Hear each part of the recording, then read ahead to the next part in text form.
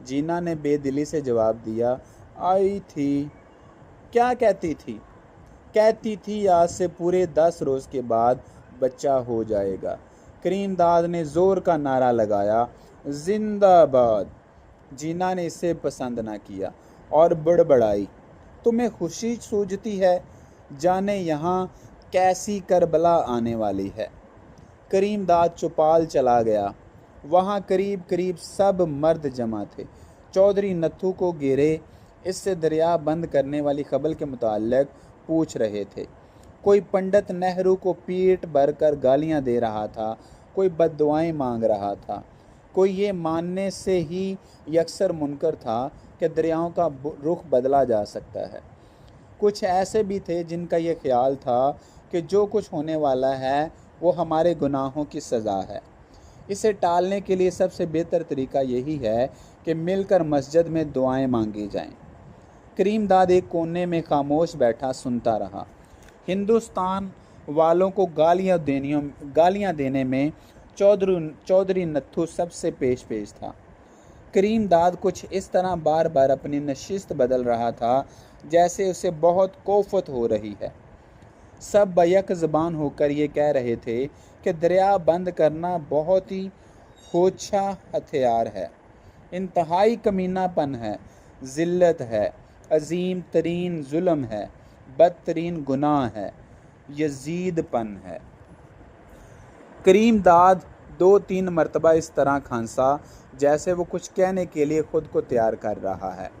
चौधरी नत्थू के मुंह से जब एक और लहर मोटी मोटी गालियों की उठी तो करीमदाद चीख पड़ा, गाली ना दे चौधरी किसी को।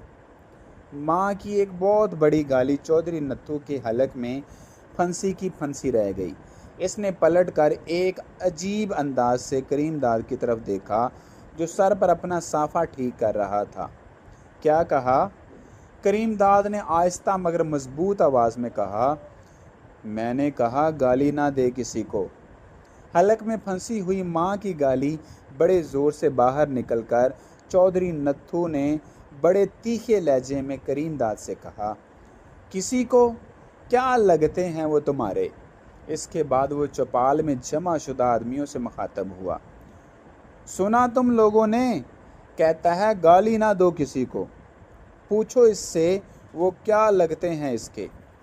करीमदाद ने बड़े तहम्मुल से जवाब दिया, मेरे दुश्मन लगते हैं। चौधरी के हलक से फटा फटा सा कहका बुलंद हुआ, इस कदर ज़ोर से कि इसकी मूँछों के बाल बिखर गए। सुना तुम लोगों ने? दुश्मन लगते हैं और दुश्मन को प्यार करना चाहिए, क्यों बरखुरदार?